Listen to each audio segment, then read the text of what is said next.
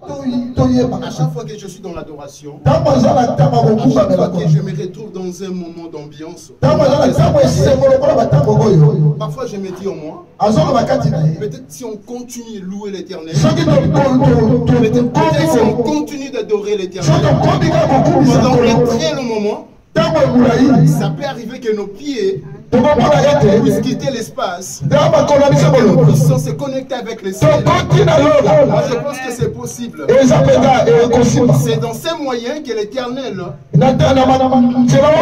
c'est au travers la louange et l'adoration, c'est au travers la profondeur de l'adoration que beaucoup des adorateurs ont goûté le ciel. Amen.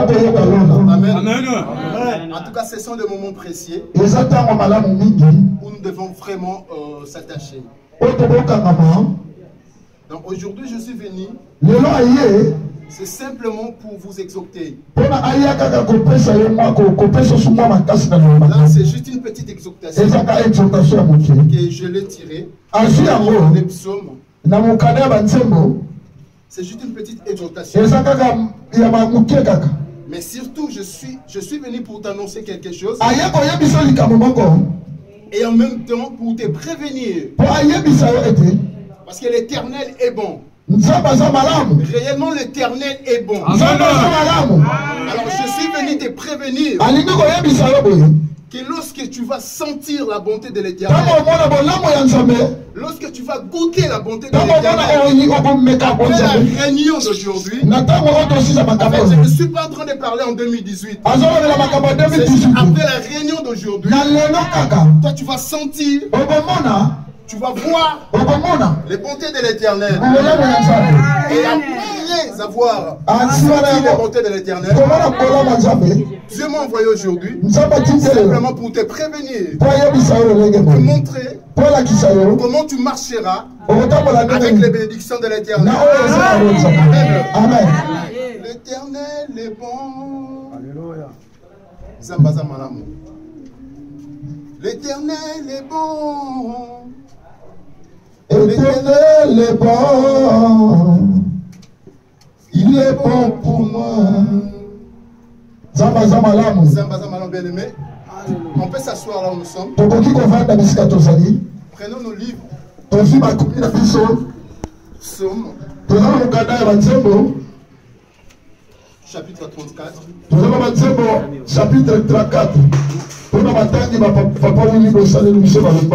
Verset 9. Livre de Psaume, chapitre 34, au verset 9.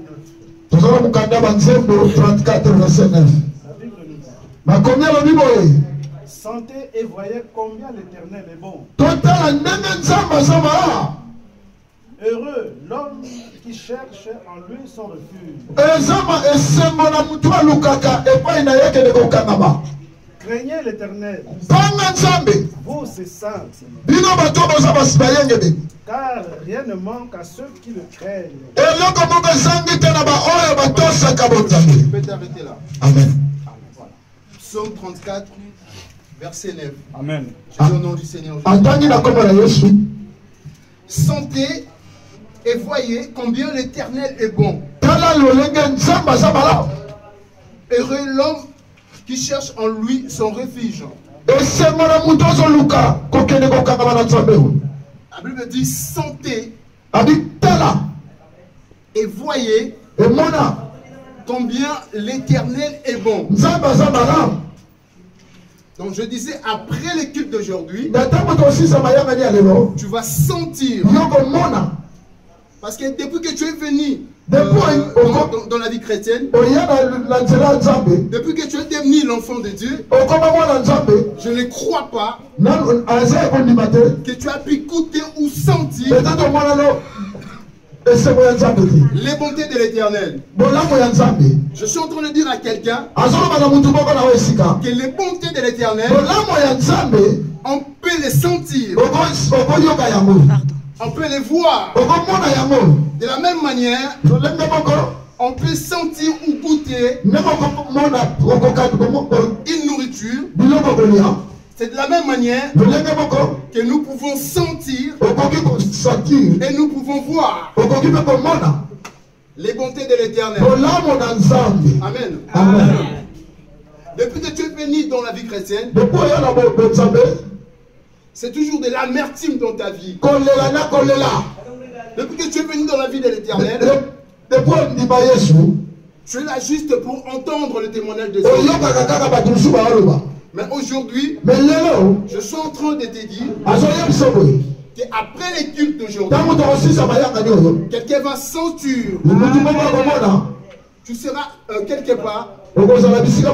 Pasteur Boniface ne sera pas là. Papa Elisa ne sera pas là. Moi aussi je ne serai pas là. Tu auras une Marie. Tu auras une épouse. Tu auras un mari. Tu auras une maison.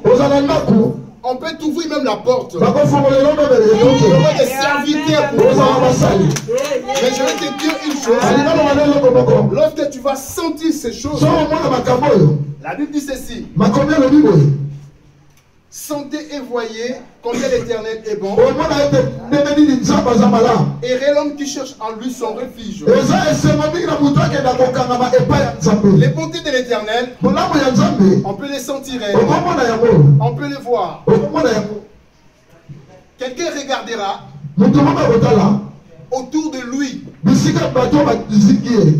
et il verra de ses yeux les bontés de l'Éternel. Amen. Amen. Quelqu'un regardera dans son famille après l'étude d'aujourd'hui de ses propres yeux, il verra les bontés de l'Éternel. Je ne suis pas en train de parler en 2018. Je suis en train de parler après le culte d'aujourd'hui. Après la réunion d'aujourd'hui. Tu vas regarder autour de toi. Tu vas regarder en toi. Et tu verras les bontés de l'Éternel. Je ne sais pas d'où ça viendra. Mais je sais une chose. Que c'est lui qui est le bon cuisinier. C'est lui qui est le meilleur cuisinier du monde. Alors, il n'y a aucune chose dans la vie qui peut être goût comme l'Éternel. L'Éternel est bon, bien aimé. L'Éternel est merveilleux, bien aimé. Tu vas regarder tout autour de toi. Tu vas observer du passé. Et tu vas observer là où Dieu t'amène. Et tu verras les bontés de l'Éternel. Tu sentiras la bonté de l'Éternel. Mais pendant l'adoration, pendant tes lectures, je ne disais pas lorsque tu étais en train de lire la Bible. Après l'étude d'aujourd'hui, pendant que tu vas lire ta Bible, tu verras les bontés de l'Éternel au travers des Écritures. Tu verras l'amour parfait de l'Éternel au travers la Bible. Tu verras les bontés de l'Éternel. Tu vas sentir les bontés de l'Éternel pendant l'adoration. Tu verras les bontés de l'Éternel dans ta famille, bien aimée. Tu verras les bontés de l'Éternel dans ton histoire de voyage. Tu verras les bontés de l'Éternel dans ton avenir, bien aimé. Amen. Amen. Mais attention, lorsque vous aurez senti, lorsque vous aurez vu les bontés de l'Éternel, la Bible continue. Et l'homme qui cherche en lui son refuge. C'est-à-dire qu'il vous faut trouver votre refuge en l'Éternel. Amen. Amen. Lorsque vous allez sentir les bontés de l'Éternel, lorsque vous allez sentir le merveille de l'Éternel, lorsque vous verrez dans vos propres yeux les choses que vos cœurs ont cherché pendant longtemps, à ce moment, bien aimé, il faut faire attention. La Bible nous recommande ceci. Il ne faut pas que nous puissions installer notre confiance dans ces choses-là. Amen. Amen. Amen. Amen. En ce moment, lorsque vous verrez les bontés de l'Éternel, lorsque vous allez sentir les bontés de l'Éternel, donc vous allez maintenant s'appuyer, vous allez maintenant mettre l'Éternel votre refuge. Parce que la Bible dit ceci. Toujours au verset 9. Et l'homme qui cherche en lui son refuge. Errer l'homme qui cherche en lui son refuge. Donc vous pouvez sentir les bontés de l'Éternel. Vous pouvez voir les bontés de l'Éternel. Amen. Amen. Mais les problèmes, est-ce que vous êtes heureux? Est-ce que vous en êtes? Les problèmes, est-ce que vous êtes heureux? Est-ce que vous en êtes? Il y a beaucoup de gens qui sont aujourd'hui dans le mariage, mais ils n'ont pas la paix. Tout simplement parce que ils ont trouvé en fait le refuge. Tout simplement le mariage. Ils ont trouvé en fait le refuge, le travail. L'Éternel va te donner un travail. Alors vraiment un bon travail. Mais l'Éternel te dit une chose. Il m'a mandaté aujourd'hui. Je ne suis pas en train d'enseigner. C'est juste une petite exhortation. Vous avez passé toute une semaine de retraite. L'Éternel m'a envoyé de vous dire que vous allez voir. Après la réunion d'aujourd'hui, vous allez voir les bontés de l'Éternel. Et le dimanche prochain, vous allez passer sous pour témoigner.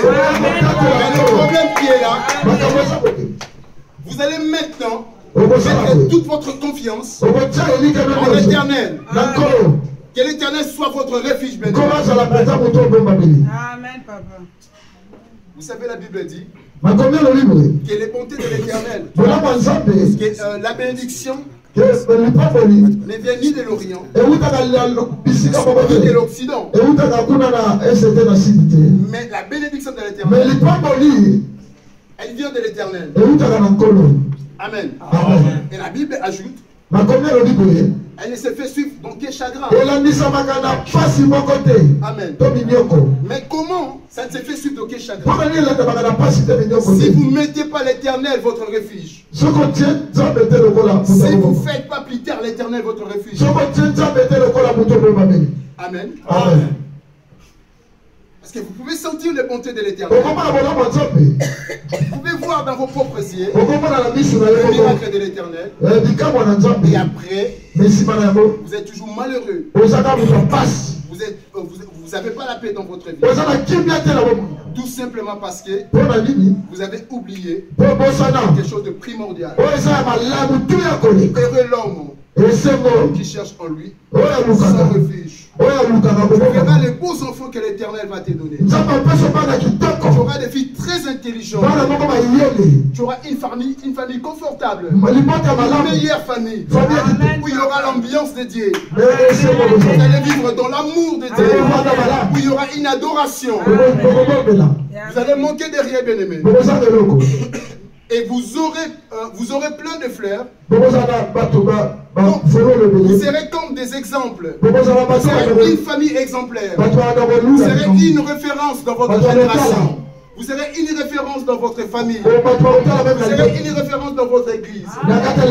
Vos enfants seront des exemplaires. Ne faites pas de ces enfants. Ne faites pas de vos fortunes un refuge. Que ça puisse être un moment pour vous de mettre à l'Éternel votre refuge. Quand vous allez regarder votre fille diplômée, médecin, quand vous regardez votre fils, un député, je suis en train de parler l'histoire de quelqu'un. Est-ce que le diable vous a volé des amens, bien-aimés? Je suis en train de rencontrer l'histoire de quelqu'un.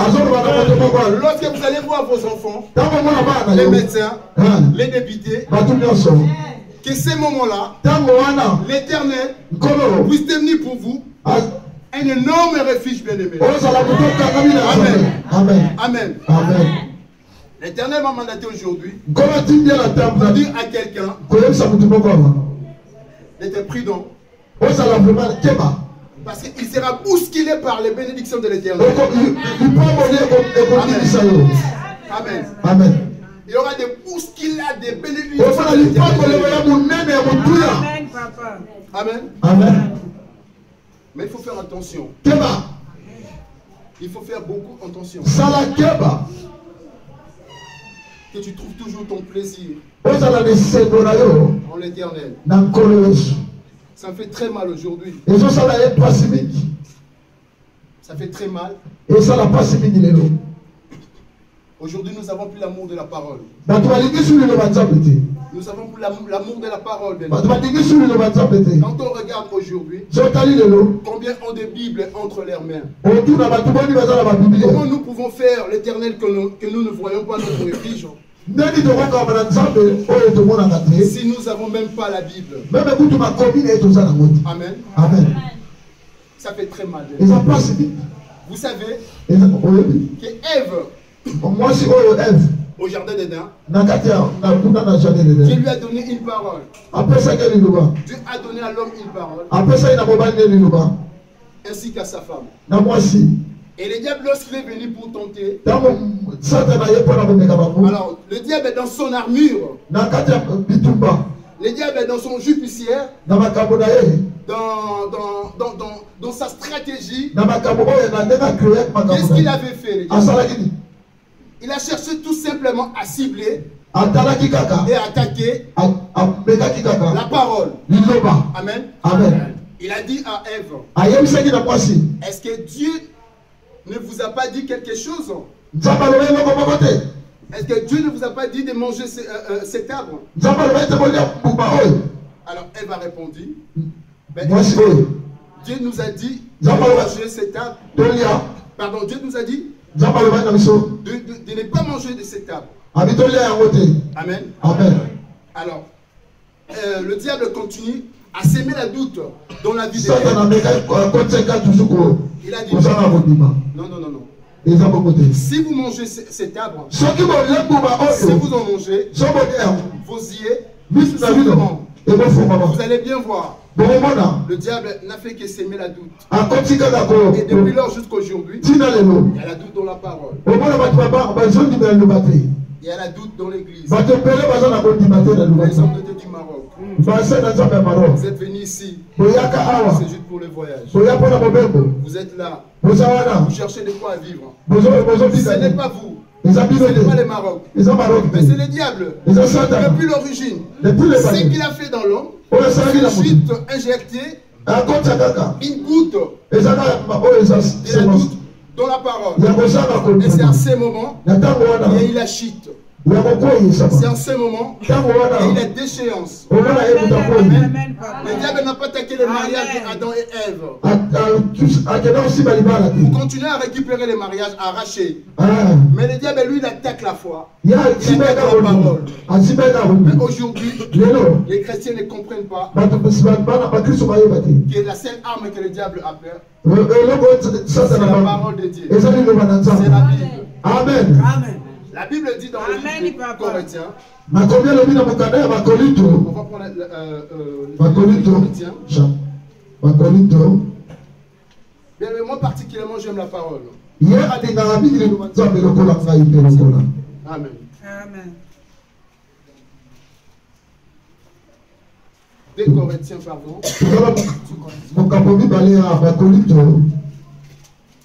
Chapitre 10.